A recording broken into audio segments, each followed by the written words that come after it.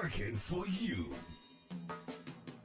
A weekly talk radio program which highlights developments of national interest and the activities of your St. Kitts Nevis government. Join host Lesroy Williams as he presents news, views, reports, and interviews about everything regarding the activities of the Team Unity government and the building of our communities and the development of St. Kitts Nevis. Tune in and call in to interact with your government and share your views regarding the upward forward development of your community and our beautiful Twin Island Federation. Working for you is weekly, every Wednesday live from 1:30 p.m. to 3 p.m. on ZIZ Radio, Win FM, and Sugar City FM with rebroadcast on participating stations. Working for you.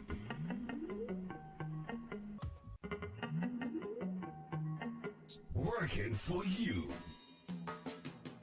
A weekly talk radio program which highlights developments of national interest and the activities of your St. Kitts Nevis government. Join host Lesroy Williams as he presents news, views, reports, and interviews about everything regarding the activities of the Team Unity government and the building of our communities and the development of St. Kitts Nevis. Tune in and call in to interact with your government and share your views regarding the upward forward development of your community and our beautiful Twin Island Federation. Working for you is weekly, every Wednesday live from 1:30 p.m. to 3 p.m. on ZIZ Radio, Win FM, and Sugar City FM with rebroadcast on participating stations. Working for you.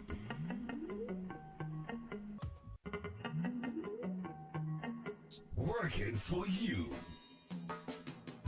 A weekly talk radio program which highlights developments of national interest and the activities of your St. Kitts Nevis government. Join host Lesroy Williams as he presents news, views, reports, and interviews about everything regarding the activities of the Team Unity government and the building of our communities and the development of St. Kitts Nevis. Tune in and call in to interact with your government and share your views regarding the upward forward development of your community and our beautiful Twin Island Federation.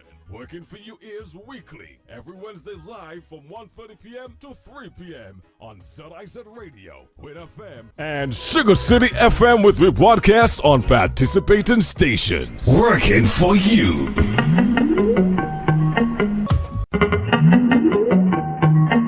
Working for you. A weekly talk radio program which highlights developments of national interest and the activities of your St. Kitts Nevis government. Join host Lesroy Williams as he presents news, views, reports, and interviews about everything regarding the activities of the Team Unity government and the building of our communities and the development of St. Kitts Nevis. Tune in and call in to interact with your government and share your views regarding the upward forward development of your community and our beautiful Twin Island Federation. Working for you is weekly, every Wednesday live from 1:30 p.m. to 3 p.m. on ZIZ Radio, Win FM, and Sugar City FM with rebroadcast on participating stations. Working for you. Good afternoon, and I welcome you to another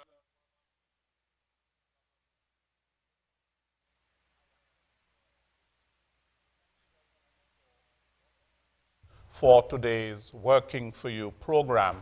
Whether you are viewing on television or listening on radio, or you have joined us on social media, our SKNIS Facebook page and our SKNIS YouTube channel, we thank you for being with us today. Today we are going to be discussing a very important and timely topic, that of plastic pollution. And today is the 1st of July, and the Ministry of Tourism is having for its global, its campaign, its local campaign, which is also ties into the global campaign in terms of being plastic free. And so they are celebrating Plastic Free July, and they have a number of activities that are planned in order to bring awareness to plastic pollution and how we can eliminate it, eradicate it here in St. Kitts and Nevis.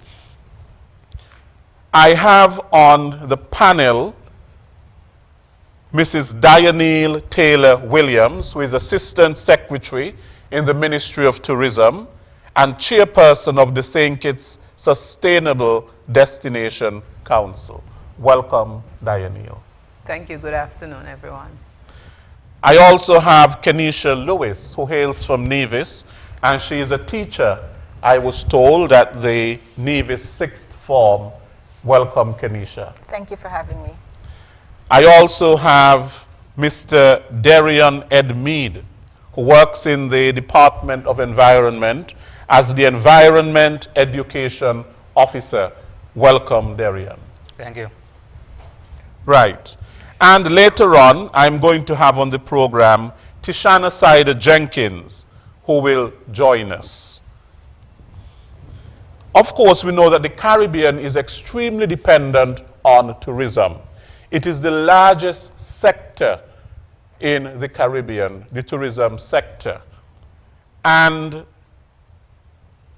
we know what is happening right now in the world. The COVID-19 pandemic, and how the tourism industry has been severely affected by the COVID-19. Hotels are closed. There are no cruise ships coming to our ports. Restaurants were closed and bars were closed. They are now open in St. Kitts and Nevis, restaurants and bars. Many people unemployed who work in the tourism industry, airports closed, and so on. And so the tourism sector has taken a very hard blow from the COVID-19 pandemic. But we're here to discuss plastic pollution and how plastic pollution is also giving a very hard blow to the tourism sector. How are the two connected? I want to start with that question, and I will ask Dianelle, what does plastic pollution have to do with the tourism sector? Sure. You can give your introduction and then you can go into my answering my question. Okay. As Mr. Williams indicated, we are a country that is heavily dependent on tourism, like most of our Caribbean neighbors. As a matter of fact, it is said that 1 in every 4 employees in St. Kitts and Nevis are employed, whether directly or indirectly, in the tourism industry. And it would have been brought home even more with the closure of the industry due to the global pandemic. Now, some people will say, why are you talking about plastics at this time? We are concerned about the closure of the industry. But plastic is another problem, a perennial problem to the tourism industry. Most people who travel, especially to the Caribbean, they're traveling to experience nature and the sceneries. They're traveling to islands so that they can participate in water or marine-based activities. Many of our visitors, that is what they're traveling to the Caribbean to do. And what we have found over the years is most of the plastic waste ends up in our marine environment. And as I've said before, especially when I'm speaking to young children, why would you leave your country? You're traveling on vacation, you would have saved up your money to go to a country that's filthy, full of plastic debris. And so tourism is impacted in that way. We are also impacted because many of the visitors to our islands also travel to enjoy our fresh foods, especially things like lobsters and other seafood.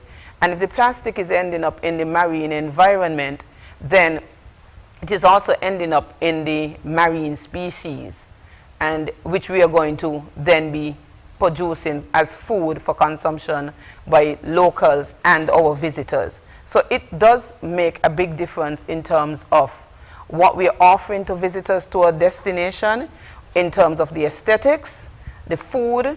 It also can create a problem for the persons who are working in the tourism industry, the workers themselves, in terms of health concerns. So people have, using plastics, there's an opportunity for people to become ill because there are health concerns, especially when we consider things like styrofoam, which is a major factor in some of the illnesses. As a matter of fact, scientists have been saying that styrofoam use can be attributed to some of the cancers that we see happening. And so we have to be concerned because of the issue of the people involved, the social issues in terms of our people's well-being. Tourism is a labor-intensive industry, and if the people are sick, then we do not have the labor that we need that is necessary to work in an industry such as this. So we have to be concerned on 3 levels: people, planet, profit, and that is what sustainability is all about. Right. So we have to keep our planet sustainable. Now, the environment. Of course, plastic pollution is one of the most pressing environmental issues today. And it has been affecting our environment in a big way. And even the production of plastics. The production is derived from oil and gas and coal, which also contributes to the emission of greenhouse gases and so on. Now, Darion, you work in the Department of Environment, and you have a role to play in educating our public in terms of plastic pollution. Now, what are some of the most pressing environmental issues when it comes to plastic and the disposal of plastic pollution? All right, thank you, Mr. Williams. Let me first say that the things that we must remember about plastic is that it is cheap. There are 3 characteristics that I always look at. It is cheap, it is light, and it is durable. And we have to understand that when we live in a society and you put those 3 things together, you know, people now always gravitate to the things that especially when you put a cost to it. If it is cheap, it's what we're going to use. So over time, you would realize that human activities, the things that we do, whether it's shopping or dispose of stuff, whether for storage and so forth, we always gravitate to something of plastic. Now, as we continue to use, and we do a lot of single use, we discard. And over time, the amount, it increases, and as a result, we always tend to dispose of our waste, whether it's plastic or so forth, but since we're dealing with plastic, in a manner that is not sustainable for the environment. So when we look at the plastic and the environment and why is it important and what the things that we need to do, we're saying that one of the things that we must understand is that plastic is a growing disaster. It's a growing disaster. And I think Mr. Leslie Williams mentioned the fact that plastic contains a particular chemical. So as it starts to break down, as we call it, or as it starts to come down into the plastic dust or the microplastic, you're going to realize that this material or this chemical can enter into our surface. It can affect our water. Ms. Daniel mentioned the fact that it ends up into our ocean or marine. He also mentioned the fact that animals or marine animals would eat or consume the same plastic, and then we in turn come after and we eat these same marine animals or maybe land animals, and we too are consuming the same plastic. So we are saying that it is very important that we try to find ways in which we can minimize the use our dependencies on plastic as the negative effects. The negative effects of plastic way is more than the positive that it brings. Right. I think that somehow with plastics, there is a solid waste management problem. And sometimes we don't have anybody from solid waste management on the panel. But it has to do with how we dispose of our garbage. And a lot of it has to do with plastic. And then where does that plastic end up? So are we properly disposing of our garbage, which includes a lot of plastic, and the garbage ends up on our beaches, and then it ends up in our oceans, and garbage that ends up in our oceans here in St. Kitts can end up somewhere over in Africa, and so on. Am I not correct? That's correct. Yeah. Far, but yeah. So, Yeah. right. So, Kenisha, tell us, how do you think that people can better dispose of plastic, single-use plastic, so that it does not end up in the ocean and become a threat to marine life and so on? I'll get into that. Thank you for that question. Okay, so ultimately, the goal is to minimize plastic use altogether, especially single-use plastics. As we talk about the chemicals in plastics, one of the things they've taken out of plastics is a substance called BPA. Bisphenol A has been linked to brain development issues in younger children. So if you're buying a plastic bottle now in the stores, you will see that it says BPA free. Okay, because that chemical was affecting, has been linked to brain development issues. So ultimately, we want to move away from single-use plastics, and there are many initiatives that we can put in place to deal with this. One of the things on my desk, I have my reusable water bottle, and so we can start to look at reusable containers, okay? One of the things we also do with our school is we recycle our plastic bottles. And when we say plastic bottles, that can be the water bottles, that are detergent bottles, and all other recyclable plastics. We collect them currently at the school, and then they're sent over here to Admiral's Recycling in St. Kitts. It's a way then of reducing landfill capacity, increasing landfill capacity, reducing the amount of landfill waste in our societies. Our landfills fill up quickly, and with more and more things being imported into the country, we need a waste management strategy that deals with that. Ideally, we want to move away from that problem. So when we talk about landfill space, we are increasing what we call land take. Land take means that rather than keeping this space green, as we look at Nevis naturally, we want to promote green tourism. We want to be eco-friendly. And so if we want to promote Nevis naturally, we want to reduce land take, keep spaces as green as possible. And if our landfills have to expand because we continue to consume plastic products, then it means less green space. So we must be practical and reasonable as well with the decisions that we make. Plastic is cheap now, but it's expensive in the long run. Mm-hmm. So when it comes to landfills, let us recycle when we can, but ultimately move away from these plastics when possible. Yes.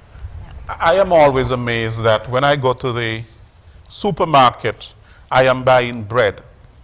The bread is already in plastic, and then they put the bread in 2 other plastic bags. So you can see that it's an excessive use, really, of plastic. And where does that plastic end up? It ends up in drains, and it ends up on our beaches, and it ends up all over the place. Sometimes the amount of plastic that I have at home, sometimes it almost is choking me. The plastic is choking me. There's so much plastic. Dioneel, now, how does plastic pollution affect our marine biodiversity? I know that many people come to the Caribbean and they go to the beaches and they want to snorkel and they want to see. you know, a lot of marine life and all that sort of a thing. How is that affected by plastic pollution?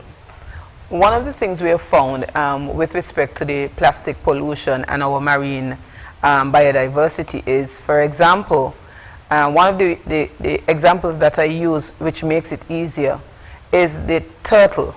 So we have plastic bags which turtles often mistake for jellyfish. They eat it. What happens to them is that the plastic gets stuck inside them. It gives them the false feeling that they're full, and so they might not feed, or on the other hand they're hungry, but because their stomachs are jammed full of plastics, they're very hungry, but there's no space for the food to get down into their body. The body cannot absorb the plastic, and so they suffocate and die. Some other animals, for example, we've seen pictures of crabs with a bottle cap over their head, or the rings from the cans, the 6-pack of soda cans around some marine animals, therefore suffocating them. The birds, they're also suffocated because of the amount of plastics they consume from our beaches. Now, when people are coming here to snorkel and to dive, they're coming to look at what the marine environment has to offer.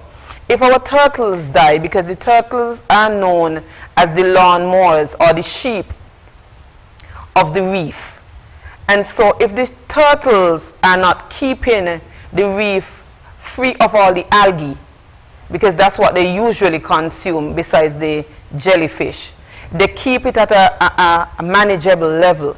If they are unable to eat, or if the amount of turtles we have lessened, and last year I got some really shocking information from one of our partners in the St. Kitts Destination Council. One of our partners, which is the St. Kitts Sea Turtle Monitoring Network. And what they pointed out to us is that they had a drastically low number of turtles coming to nest, leatherbacks coming to nest at, on St. Kitts last year as compared to 10 years previously. Now, if you have less of these turtles available to keep our reefs clean, the green and the hawksbill, it means that the reefs can become overrun. If the reefs become overrun, then the young turtles, the young fish, because that's the nursery for the young fish, they would not have an opportunity to thrive, and so they'll die. So then our fish supply will be reduced. The variety of marine species, because if the turtles die out, then there are no turtles. You'll be pretty soon telling people, we used to have this species of turtles. Children will not know what you're talking about because they would have died out. And so we have those issues where you kill the fish stock, you kill out some of the other animals within the marine environment. There's an overgrowth of algae, which is not natural, because there's a balance. Everything has a balance, and that is what sustainability is about. It's finding that balance between our people, our planet, and our and livelihoods, which we call profits, right? And so if there's not that balance, things are going to be out of whack, and there's going to have to be some adjustment. We also have the issues of coral bleaching. So then we have that issue. If there's coral bleaching, there's also no livelihood, no life in the reefs. Visitors are not going to travel from their countries where they pay high amounts of money to come to our destination to visit a reef that has been bleached and that there's no life. People are coming to see things, and so we have to ensure that we take care of these things. It might seem simple, but if each one of us does something, then it makes a big difference. And the production of plastics is increasing tremendously over the years since it was first brought into being, which was in the 1950s. Plastics are found everywhere. And so the major challenge, though, is not the plastic, because as Darian said, plastic was made to be durable. But what we're having is that we're using something that was meant to last long for one time only. And so that is where the problem comes in. The chemicals are an issue.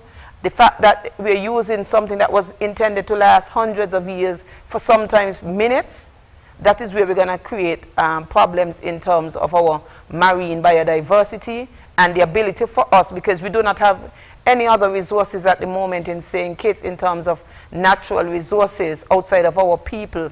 And so the people have been introduced to tourism, but people are only going to travel to your destination if there's something for them to see and to experience. And if it's not good for us, the residents, then it cannot be good for visitors. The people are now monitoring things like that. Before they make decisions to travel to a destination, they're looking to see what you're doing for your own people, how you take care of your environment before they make a decision to take their hard-earned money to travel to your destination.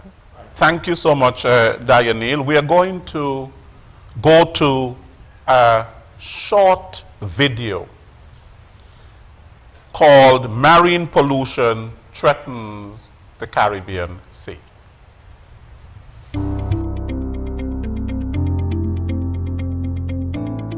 The Caribbean Sea is a lifeline for millions of people.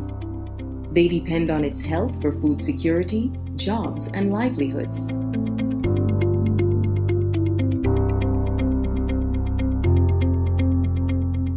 Yet this ocean wealth is under threat. Decades ago, many Caribbean beaches and seashores were pristine.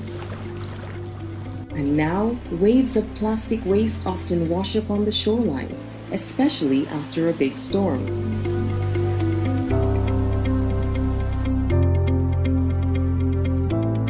Entire marine ecosystems and the natural assets that these countries depend on are being undermined by marine pollution, which includes plastics, sewage, agricultural runoff, and oil.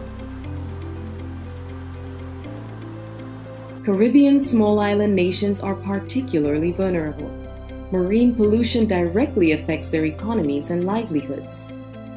It decreases tourism while also affecting human health. Climate change is creating even more pressure on people and their communities. This amplifies the impact of marine pollution and the urgency to support healthy oceans.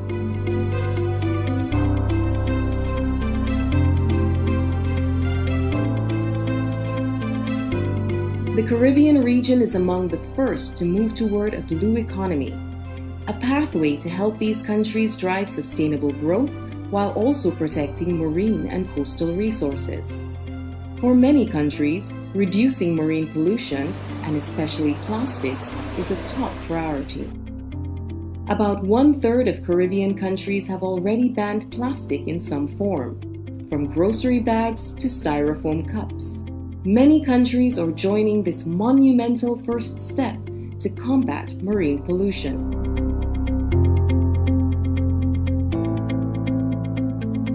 Tackling marine pollution requires a suite of solutions, starting with robust analytics that inform investments and policy reforms.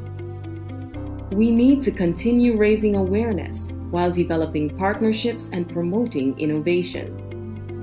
These steps are crucial to developing the resilient blue economy that people depend on.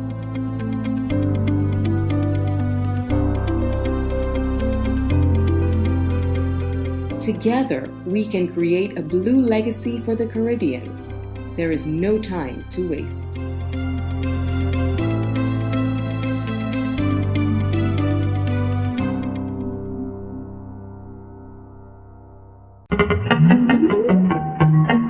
Working for you. Okay, we have seen with that video how plastic pollution is a problem in the Caribbean Sea.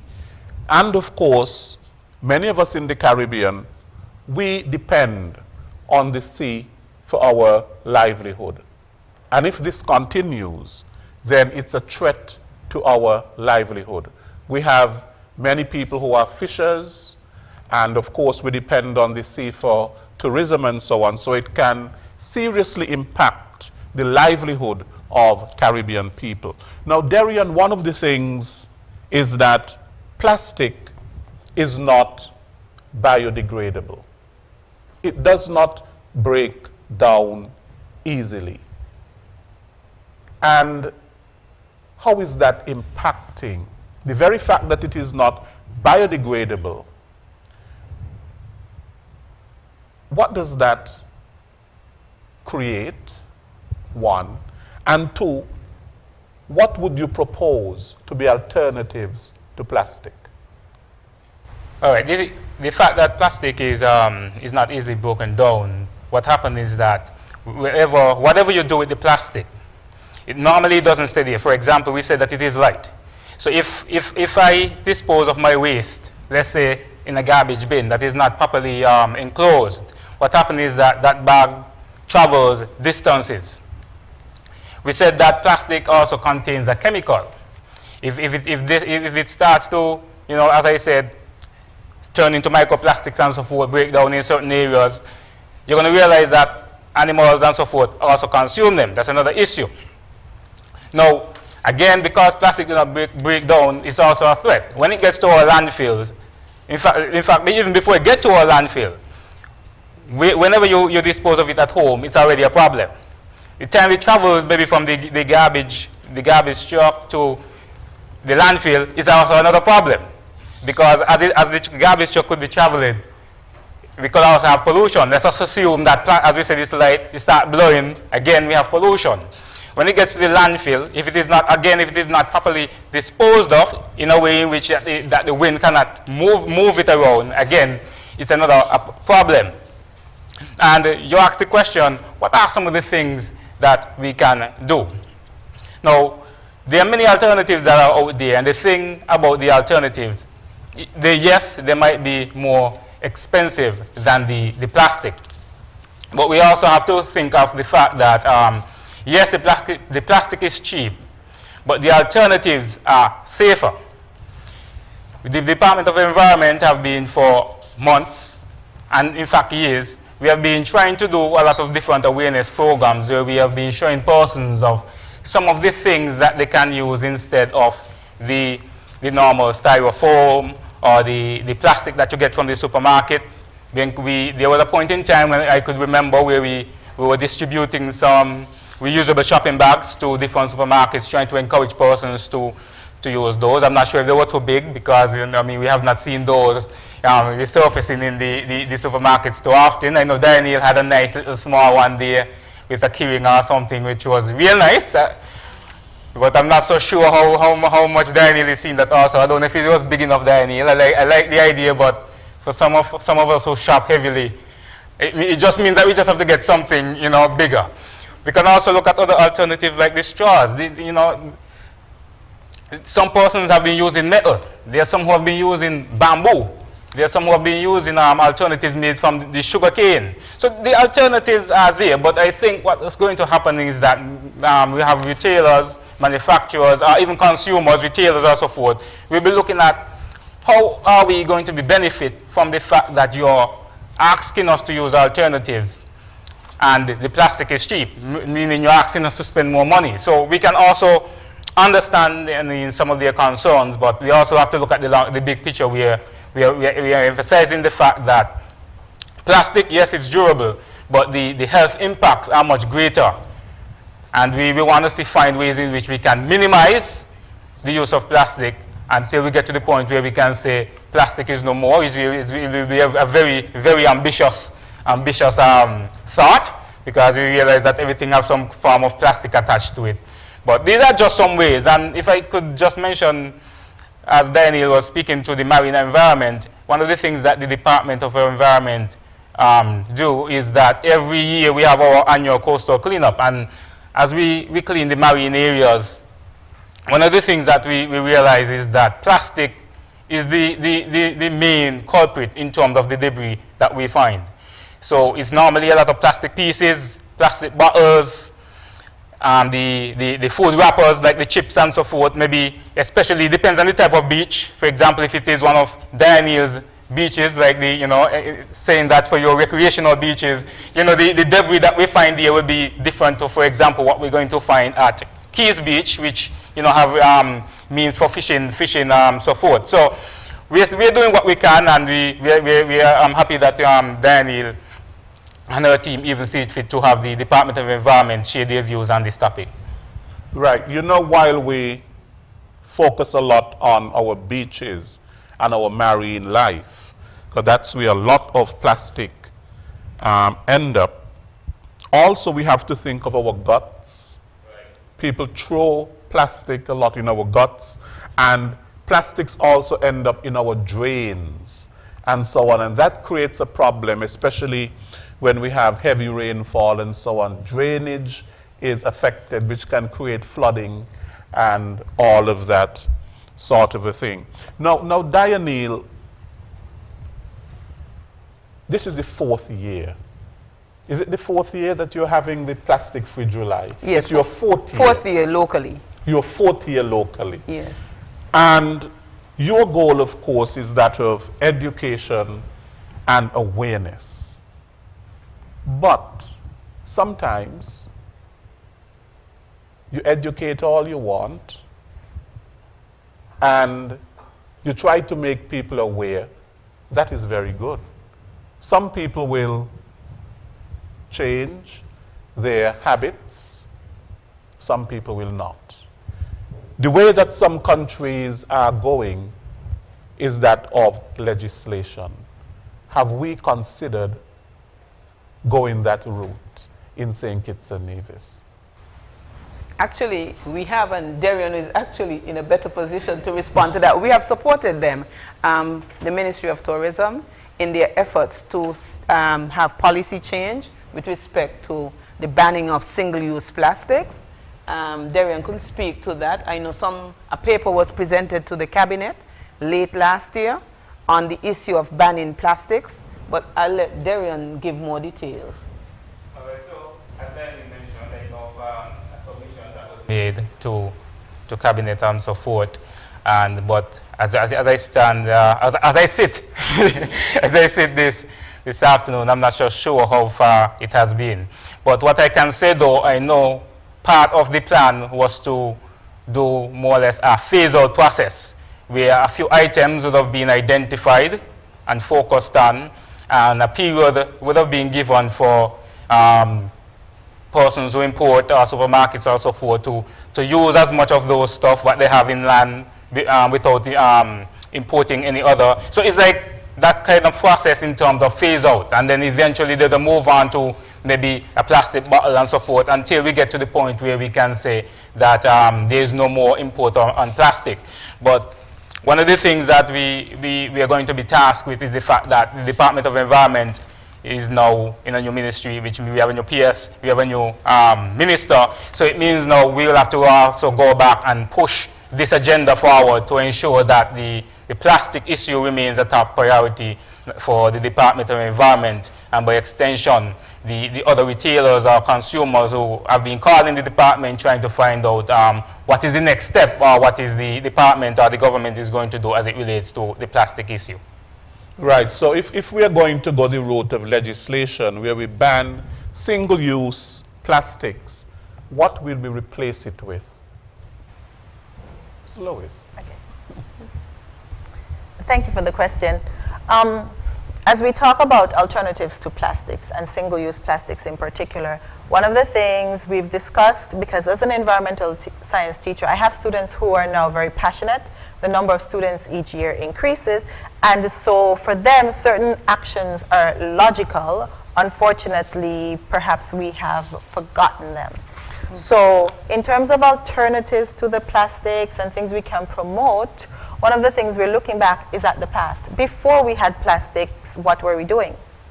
Persons, when you go into, what I've experienced going into a restaurant is when you go in, immediately I'm asked, what size of styrofoam container do I want? Not whether I want to dine in or take it out. I think the first option should be, what size of plate do you want? Because the plate is reusable. Additionally, for myself personally, when I know I am planning to buy lunch, I take my own container with me. So those are options we can offer to people. Take your own containers with you and have them refilled if it's a water bottle, or have the persons put your food inside there. In terms, some ideas we threw around were, let's say persons who bring their own containers, you give them a stamp, you know, like in some countries you get a stamp each time, and when you get to 10 you get your free ice cream.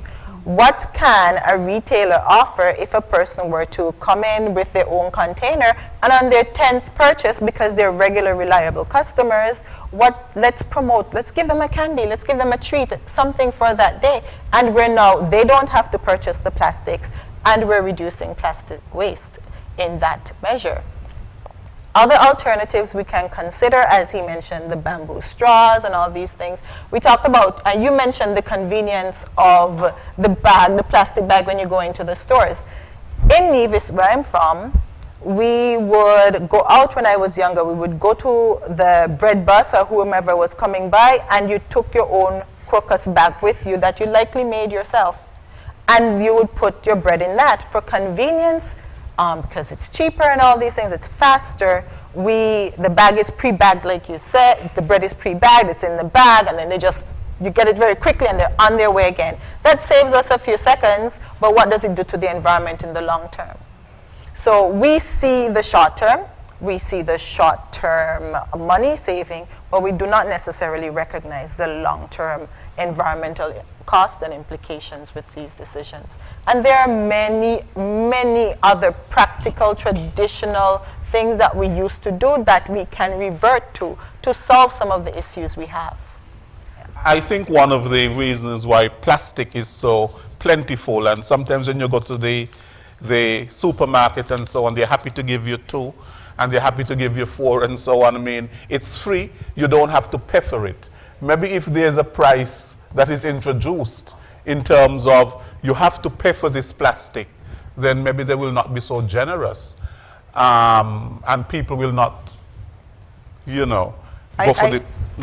I actually had some information on a study that was done in the UK where they introduced a 5p charge for the bag. And they said it was reduced by about 70 to 80% people taking. And it's only 5p that they had to pay for a bag. But the fact that they have to pay, people walked with their bag. So it doesn't have to be any tremendous amount that is charged for the bags. It's just the fact that people have to pay, that they don't want to, and they're forced. Because when we started our campaign, we were donating bags for a contribution to the Heart of St. Kitts Foundation. And each time we approached someone offering them one of our reusable bags, they would tell us, I have a lot of those at home, and we were selling them at the supermarket. So they are going into the supermarket and they'll tell you, I have a lot of those at home, but yet they are going to the supermarket without them, right? Because they get them from all over the place. But because there's no cost to it, people don't make the effort to get it. Some of them will tell you it's in the vehicle that they drove to the supermarket, but they're not even going to bother to turn back because the supermarket is going to supply them with free plastic bags. Not thinking about the repercussions of having all these plastic bags. Some people will tell you, I have so many that after a while, some people will say at first, well, when I get them, I can use them for disposing my garbage, but then sometimes it's so many of them that I just throw them out because it's becoming too much, and it could create a problem in terms of nesting for roaches and stuff like that. So you start cleaning and you just dump them. You would only think it would make sense that you're accumulating all this plastic in your home, and because you keep going to the supermarket and you getting fresh ones and bringing them into your home, rather than using those that you already have to take to the supermarket. Right. Because it's free. Mm-hmm. It's free. Yeah.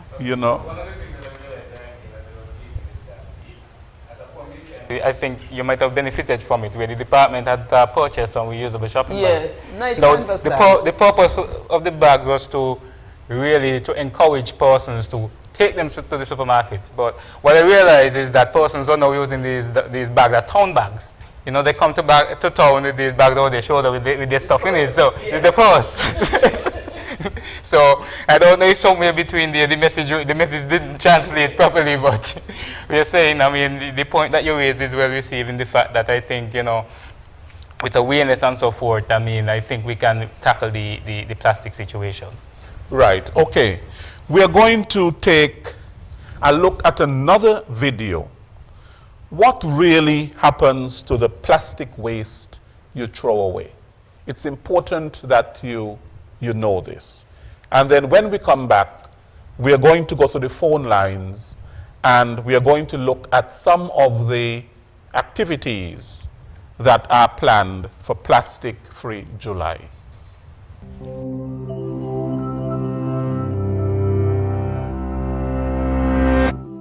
This is the story of 3 plastic bottles, empty and discarded. Their journeys are about to diverge, with outcomes that impact nothing less than the fate of the planet. But they weren't always this way. To understand where these bottles end up, we must first explore their origins. The heroes of our story were conceived in this oil refinery. The plastic in their bodies was formed by chemically bonding oil and gas molecules together to make monomers. In turn, these monomers were bonded into long polymer chains to make plastic, in the form of millions of pellets. Those were melted at manufacturing plants and reformed in molds to create the resilient material that makes up the triplets' bodies. Machines filled the bottles with sweet, bubbly liquid, and they were then wrapped, shipped, bought, opened, consumed, and unceremoniously discarded. And now here they lie, poised at the edge of the unknown. Bottle 1, like hundreds of millions of tons of his plastic brethren, ends up in a landfill. This huge dump expands each day as more trash comes in and continues to take up space. As plastics sit there being compressed amongst layers of other junk, rainwater flows through the waste and absorbs the water-soluble compounds it contains, and some of those are highly toxic. Together, they create a harmful stew called leachate, which can move into groundwater, soil, and streams, poisoning ecosystems and harming wildlife. It can take bottle 1 an agonizing 1,000 years to decompose. Bottle 2's journey is stranger, but unfortunately no happier. He floats on a trickle that reaches a stream that flows into a river, and a river that reaches the ocean. After months lost at sea, he's slowly drawn into a massive vortex where trash accumulates, a place known as the Great Pacific Garbage Patch. Here, the ocean's currents have trapped millions of pieces of plastic debris. This is one of 5 plastic-filled gyres in the world's seas, places where the pollutants turn the water into a cloudy plastic soup. Some animals, like seabirds, get entangled in the mess. They and others mistake the brightly colored plastic bits for food. Plastic makes them feel full when they're not, so they starve to death and pass the toxins from the plastic up the food chain. For example, it's eaten by lanternfish. The lanternfish are eaten by squid. The squid are eaten by tuna. And the tuna are eaten by us. And most plastics don't biodegrade, which means they're destined to break down into smaller and smaller pieces called microplastics, which might rotate in the sea eternally. But Bottle 3 is spared the cruel purgatories of his brothers. A truck brings him to a plant where he and his companions are squeezed flat and compressed into a block. Okay, this sounds pretty bad too, but hang in there. It gets better. The blocks are shredded into tiny pieces, which are washed and melted so they become the raw materials that can be used again. As if by magic, Bottle 3 is now ready to be reborn as something completely new. For this bit of plastic with such humble origins, suddenly, the sky is the limit.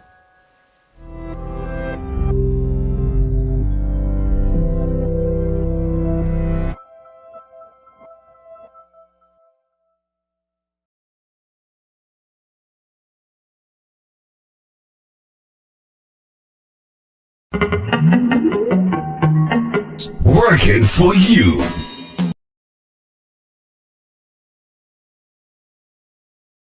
To plastic waste when you throw it away. We are going to go to the phone lines, and the numbers to call are 466-2666. That's 466-2666, 662-8674, 662-8674, 767-4765, 767-4765, and the overseas number 1-239-645-4500. 1-239-645-4500. Now, we have been joined, Tishana Sider Jenkins has joined us. Welcome, Tishana. Thank you for having me. Right. Tishana, the ministry has a calendar of activities for this month. Plastic Free July. Could you highlight some of those activities that are planned for this month and sort of the rationale behind the activities?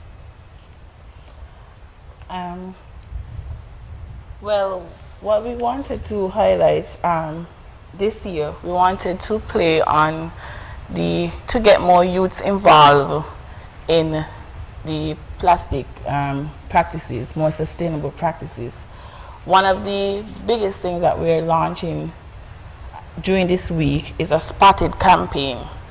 And that is basically, we have taken steps to reduce single-use plastics over the years. So we noticed some businesses has already taken the initiative to incorporate biodegradable items such as paper straws, paper bags, food containers, utensils. Ms. Lois mentioned in persons bringing their own container to restaurants. This is why we decided to launch this campaign. So we want to give recognition to these individuals and establishments who has made these changes. So we encourage people when they see these businesses or even someone in your family, your friend, who is practicing these sustainable ways to highlight their efforts by basically mentioning the establishment or the individual and using the hashtag spotted, plastic free SKN, share if you care, and plastic be gone 2020. We also wanted to show people how you can take your plastics and recycle. There's a term, one man trash is another man treasure. So this is, we decided to make a DIY tutorial where we showcase one of our local entrepreneurs, Vincia Collins of Vincia Creation, where she repurposed and made some jewelry out of a simple Clorox bottle. So the video is basically intended to get our residents to be more creative. Instead of just taking the plastic bottle and disposing of it, take it and repurpose it into something good. We realize on social media is a big aspect when it comes to young persons. And we realize a trending thing right now is TikTok. So we wanted to engage the youth more. So we're going to have a TikTok challenge for everyone to take part. What we're going to encourage people to do is to record themselves at scenes around the island. Maybe if they want to go to the beach, to the restaurant, to a supermarket, but just showcasing how they are being sustainable by walking with their bag, their own container, using a stainless steel straw, just making it fun. And we also want to play a game too, because we're keeping in the social media mind frame, because we want to engage the young people, because we as adults, we are influenced by the youth. A little child usually manipulate their parents to do anything that they want to do. So there's a game, I don't know who remember the games, where is Waldo, where you have to basically pick out Waldo out of a crowd. So we came up with the recyclable bunch. This we have Miss Baggy, who is the mother, Mr. Botley, the father, Muggs, the son, Sippy, the straw, the daughter. And each week we will post a picture on our social media page, St. Kitts Sustainable Destination Council, on Facebook and Instagram. and allow patrons to just look at the picture and try to pick out where is these items, and the first person to answer correctly would win a sustainable item. We also want to highlight that we're also celebrating Restaurant Week in the month of July. Restaurant Week has been postponed basically for until 2021 based on the pandemic that we're going through right now. But we wanted to still keep our patrons involved and keep the public involved in Restaurant Week. So we came up with a virtual cooking challenge on social media as well to allow people to, because we realized when we was in quarantine, everyone became a chef. Everyone stayed home and they came up with creative things to cook and, you know, came up with a recipe. So we want to keep that momentum going and have people just record themselves cooking, showing us their skills, showing us how you could incorporate the past main ingredients of Restaurant Week into your recipes and have a competition out of it.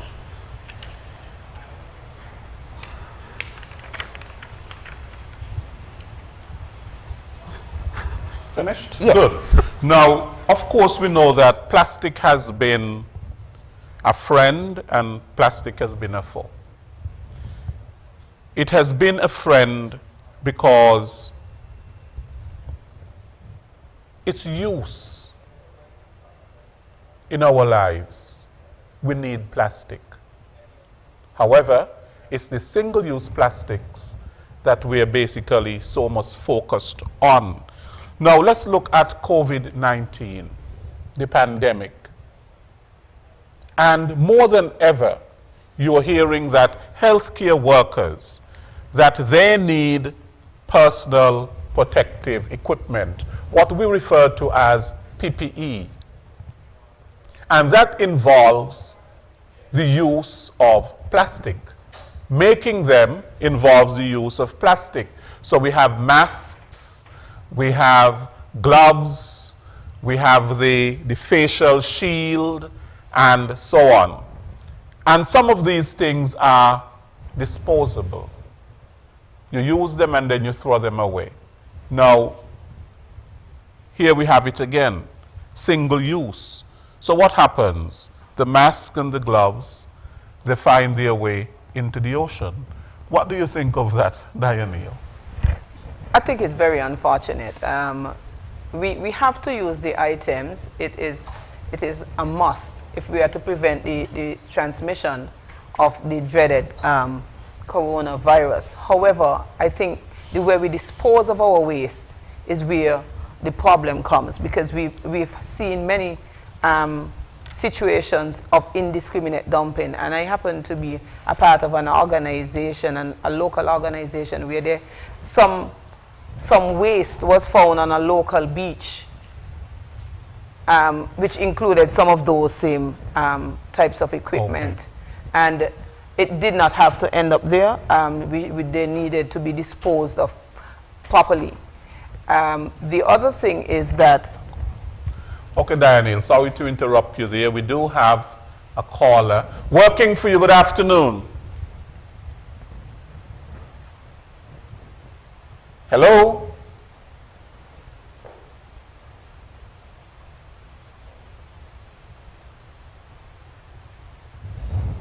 Working for you, good afternoon.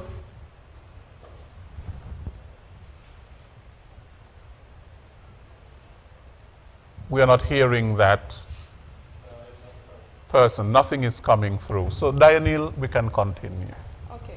So I was speaking about the other issue with respect to reusable items, because one of the concerns that has been raised with COVID-19 is the fact that people, especially for dining out, there's more use, there's greater use of disposable items. And there's also the myth that you cannot use your reusable items during the pandemic. Matter of fact, some establishments have already said that, for example, you can't bring your reusable Starbucks has said that you cannot bring your reusable coffee container for them because they're concerned about their staff touching those reusable containers. But scientists have found, as a matter of fact, 100 scientists have come together and published a statement to reassure people that using reusable containers is still safe. As a matter of fact, the virus lives longer on plastic than it does on wood and paper. Right? So we can dismiss that in terms of it being unsafe for persons to use reusable items like the stainless steel. I know stainless steel is one of the areas that there's concern, but there are other items that can be used. We also have other types of plastic. While it is that 99% of our plastic is made from wood and coal, there's a small percentage of plastic that's made from other compostable ingredients like the corn cellulose. So is this biodegradable? You're talking about biodegradable plastic? Compostable plastic, yes. Right? It's made from corn cellulose, and we know corn is organic. Yes. Right? So what we might need to look at is creating plastics, if we really do still need plastics, for the single-use items, especially in the healthcare when we're dealing with corona, but ensuring that it is made from these items which are either biodegradable or compostable. And also dismissing the myth that using reusable items can cause a further spread of the disease. What we need to do, and I hear the CMO stressing it over and over, is about being clean. Washing with soap and water, the best response to the spread of the coronavirus. So it's the same thing. If you're going to wash your hands with soap and water, why then would you not wash your utensils, your reusable utensils, with soap and water so that they would be safe for you to use? Yeah. So those are some of the things that we need to focus on and thereby reduce the amount of single-use plastics we are dependent on. Okay, what is the, Kenisha, what sort of collaboration does Nevis have with St. Kitts in terms of this campaign, in terms of being plastic free? How do we want to rid the Federation? We are two countries, two islands, one country. Okay. Well, the Ministry of Tourism has partnered with us at the Charlestown Secondary School and Nevis Sixth Form College to assist with our recycling program. I mentioned earlier that we send recyclables to St. Kitts, and that's with the group called CEAS, Charlestown Secondary Environmental Awareness Society. And that group, one of the initiatives we have, just one of the initiatives, is to collect plastic bottles and aluminum cans and other materials that are recyclable and get them shipped over for recycling. And the Ministry of Tourism, under the PS, John Hanley, are joining with us to help with this initiative.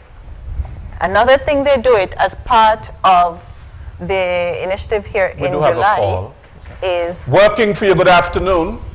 Hi, good afternoon. This question is for... Working for you, good afternoon. Hello? Yes, hello, good afternoon. Is there a particular song or mix we must use for the TikTok challenge? Yes, actually. There's a song that's called Who's Next? It's a popular, because TikTok is a series of 30 seconds to 60 seconds videos. So right now there's a popular DJ mix that's called Who's Next? And it goes with the agenda what we're trying to achieve, because after plastic, what's next is the sustainable items such as the paper bag, the reusable bag, the reusable bottle, the stainless steel straw. So we found that DJ mix was fitting for the TikTok challenge. Okay. Kenisha? So to continue, some of the other initiatives that we have taken at the school, when we encouraged the students to bring in their plastic bottles, and so we had a campaign, a competition, where to raise awareness of what we were doing, and it's still ongoing. And so the winning class, we gave them reusable bottles, as well as bags that they could go shopping with, reusable bags as well. And then as a second measure now, with those reusable bottles, we wanted to promote using these bottles and saving your money and water. So if you go to the store and you buy a small bottle of water close to the school, that is about $3.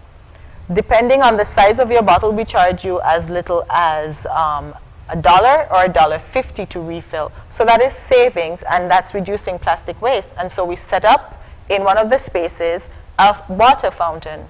And so you come in and you refill your bottle. And we encourage you, if you don't have a reusable bottle, to purchase a reusable bottle. So we're also decreasing plastic waste through small measures, and we've taken a lot of small steps to encourage that change in habits.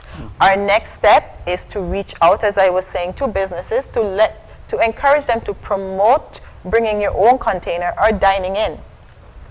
One of the things, as we talk about the interconnectedness of our society, one of the things that disconnects us is we've changed our dining habits. So we purchase our food and we're out 2 seconds later. However, if we sit in and dine in, we're saving on plastic waste and we're building community, because ultimately you do notice the person next to you. You start to develop that connection. And over time, we're going to recreate a society that looks out for each other and that cares about each other. So we want to now reach out to businesses as one of our initiatives to help reduce plastic waste in that sense as well. And finally, the Ministry of Tourism has what they call the Plastics Potted Garden. That's one of the initiatives that we're working with here, with their program here as well.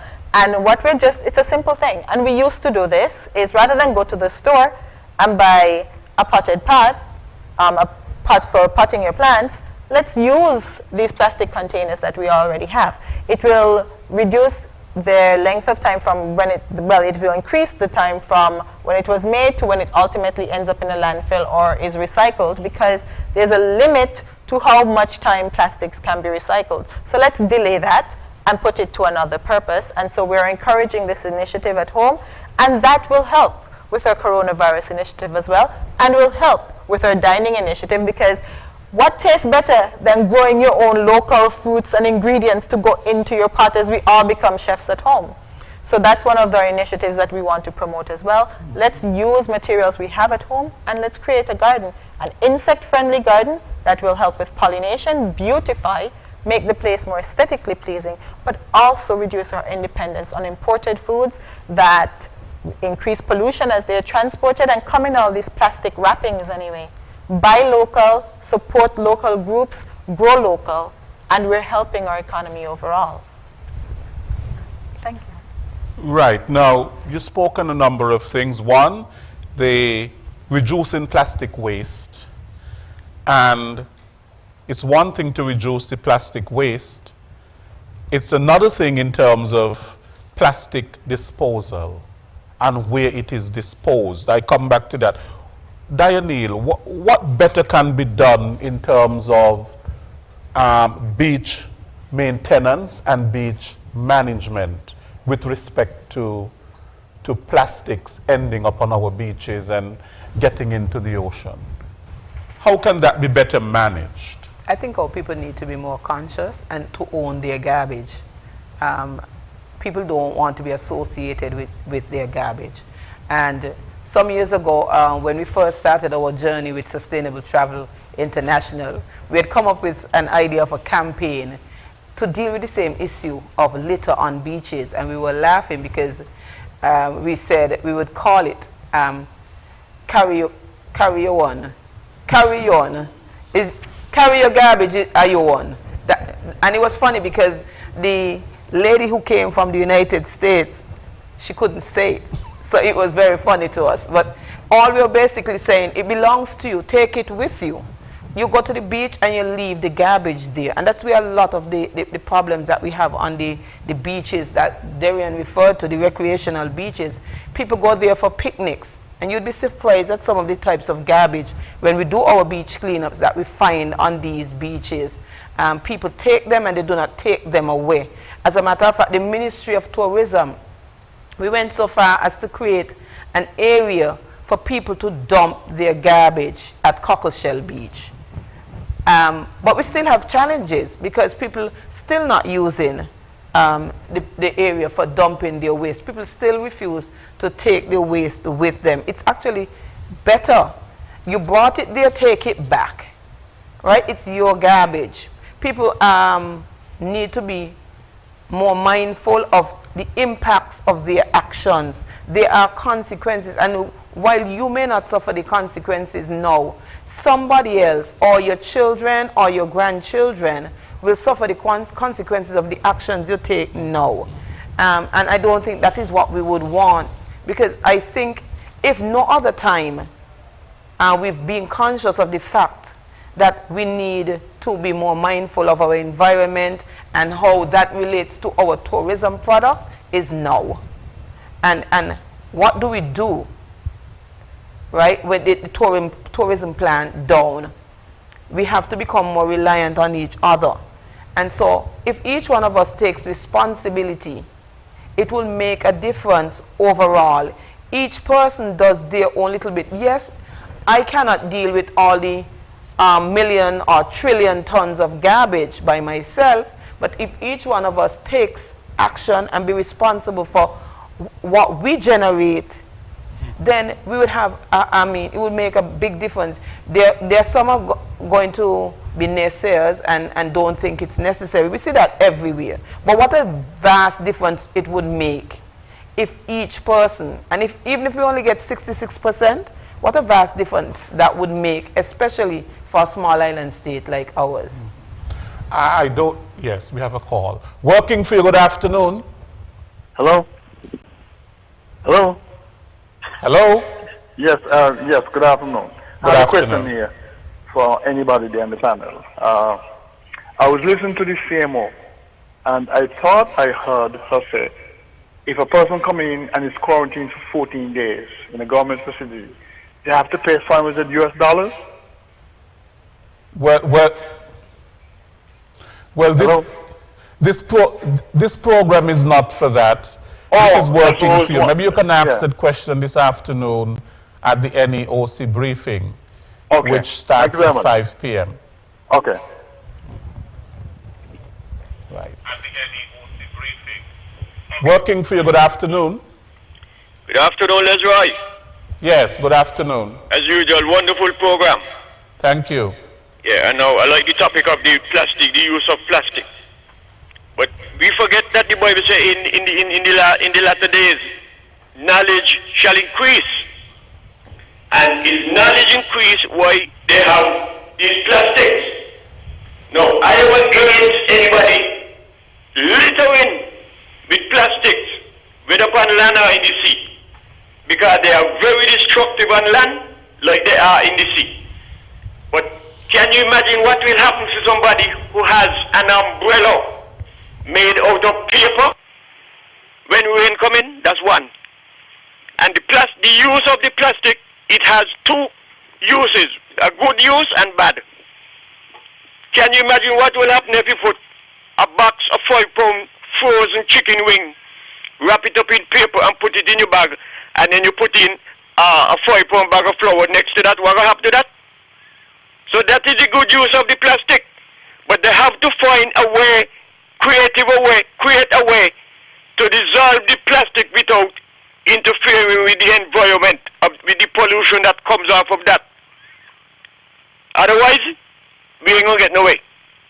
But good program anyhow. I'll listen after you. Thank you very much. Otherwise, we ain't gonna get no way. But good program anyhow. I'll listen after you. Yeah, I just want to address something that Culture said with respect to the plastic. Yes, we are not going to totally eliminate plastic. As a matter of fact, when we first heard about the increased use of single-use plastics because of COVID, people started asking, how could you bring plastic-free July when people are going to now need to use plastic more? But we actually have, we launched a competition which in which we are encouraging people to repurpose plastic. Kenisha mentioned one aspect of it. We have a full competition and we are encouraging people from today to the 13th of July to repurpose their waste plastic.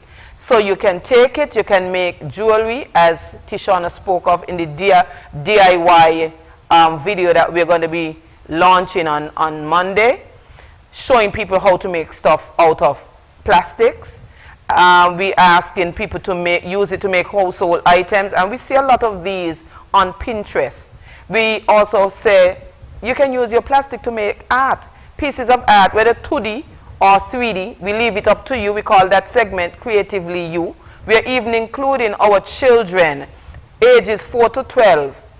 We have a special segment for that group. Make your items from plastic, repurpose plastic, because we want to start with the young people. Repurpose your plastic, bring it into the Ministry of Tourism between the 1st and the 13th of July, enter it into the competition. You have an opportunity to win some really attractive prizes. As a matter of fact, we have a First Federal Credit Union who has agreed to be our premier sponsor for that repurposing plastic competition, which we call the Solution to Pollution.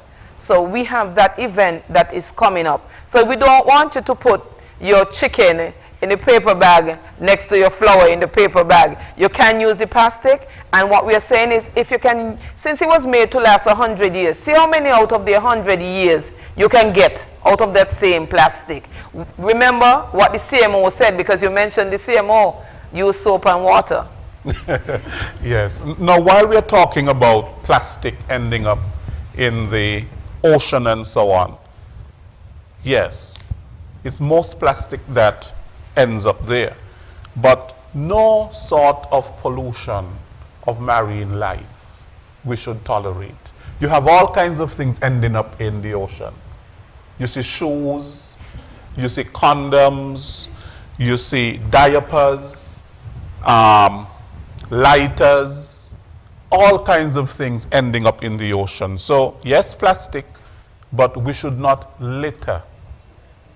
We should not litter the ocean, marine litter. And I don't know how much of this happens, but in terms of vessels, sea vessels, how do they police this in terms of if people are throwing things overboard into the ocean and so on? That really should not happen. So there should be strict litter laws, especially on marine vessels, for people not to throw litter overboard into the ocean. You know? As a matter of fact, one of the videos you showed pointed out that 80% of the marine pollution comes from the land, which suggests land side. So only about 20% would come from users of the marine environment. I think generally people who depend on the marine environment for their livelihoods pay more attention. Yes. They also have legislation that address those issues. People are found doing certain things, they will not be allowed to further operate. Right. And so those are some of the areas that we deal with to address those issues, but they're generally more attuned to what the marine environment. For example, a lot of litter can cause problems for people who have pleasure craft like boats or other motorized vessels, where the waste can end up getting caught in their engines and destroy the vessel, and then they have problems in getting them repaired because those things are very expensive. So they become more conscious of that sort of thing. I know one local company that does a catamaran cruise. They've made an effort to do some training of their staff. They actually just recently employed what they call their sustainability officer, because they're looking at issues related to those things that would impact the marine environment. And that company has started that work. And we are hoping that other companies will get on board and do similar things where they are mindful of that. As a matter of fact, we have what we call the Heart of St. Kitts Sustainability Charter, which we want to encourage tourism-related businesses to sign on to, and it addresses those issues. We have our last caller for today. Working for you, good afternoon. Good afternoon. we seem to have lost that caller. We have to be wrapping up. We've come to the end of our program.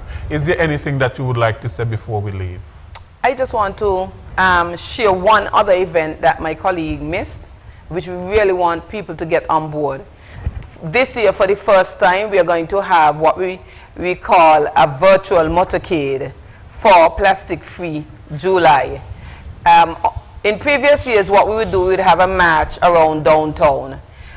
Because of the pandemic, so we are integrating what we're doing and bearing in mind all the need for physical distancing. And so this year we decided we'll have a virtual motorcade around the island. It's not the traditional motorcade, so no, don't get in your vehicles and come and join us. That's not what we want. We want you along the roadside, bearing the physical distancing in place, in mind, with your posters, your banners, your costumes, ready to be interviewed, speaking to the message of the need for us to reduce single-use plastics. We are saying for this year, Plastic-Free July, single-use plastic-free, where we are heading in SKB and NEV. And so we want people to get on board. It's going to be on the 25th of July. We're going to give you the time later on in the month about when we're going to start. But please bear in mind, it's not for persons to join us in vehicles on the road. Join us by standing on the island's main road with your posters, your banners, and your costumes that speak to the message of reducing single-use plastics for the health of our country. Right. Okay. As we promote Nevis naturally, and as we want to promote more eco-friendly tourism in St. Kitts and Nevis, we should recognize and want to preserve some of the wonderful resources we have. We have a very unique environment. Nevis has the first hotel in the Caribbean built next to the hot springs. And the hot springs themselves are unique to other hot springs. Our hot springs support recreational use. We go there and bathe. It's therapeutic. It transitions into the bogs, which supports, you have a mangrove bogs, that's an aviary for birds, as well as it's a nursery as well for sea life. And that transports nutrients into the oceans when the bank breaks. And we have this interaction of the ocean and the land right there through that. And so when we pollute, we often find things washing down through this. And it's going to contaminate this natural resource that put us on the map in the first place. Mm-hmm. So we need to take care of our resources. We have a waterfall on Nevis, one of the smallest islands in the Caribbean. Waterfalls, these natural features. St. Kitts has beautiful natural features and historical sites that are globally known. We must maintain and protect what resources we have to build our industries and to increase our livelihood sustainably. Public to subscribe to our social media page, St. Kitts Sustainable Destination Council. We want to get everyone involved and participate in all the activities that we have scheduled for this month. So subscribe to the page and you'll be updated daily as we launch these activities. This is your time to take part and be aware of what we're moving towards in the future.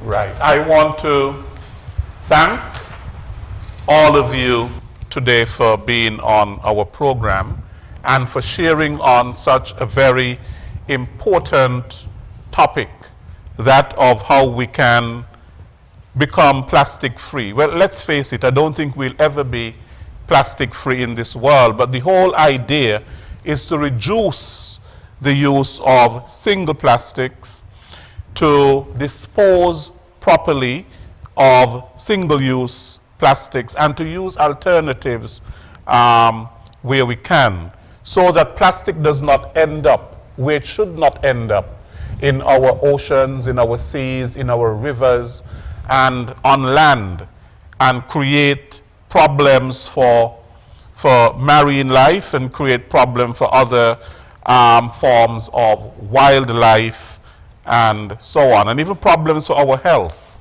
It creates problems for our health. So we have to be conscious of this. So I want to thank, from the Ministry of Tourism, Mrs. Dianelle Taylor-Williams, who is the Assistant Secretary and Chairperson of the St. Kitts Sustainable Destination Council. I also want to thank Tishana Sider Jenkins at the Ministry of Tourism, who is the events specialist. I want to thank Darian Edmead, who is our Environment Education Officer in the Department of Environment, and Kenisha Lewis, who is an environmental science teacher at the Nevis 6th Form. Thank you so much for being on our program today. Next week, we will be back with another edition of Working for You. Until then, I am Les Roy Williams. Take good care. Working for You. A weekly talk radio program which highlights developments of national interest and the activities of your St. Kitts Nevis government. Join host Les Roy Williams as he presents news, views, reports, and interviews about everything regarding the activities of the Team Unity government and the building of our communities and the development of St. Kitts Nevis. Tune in and call in to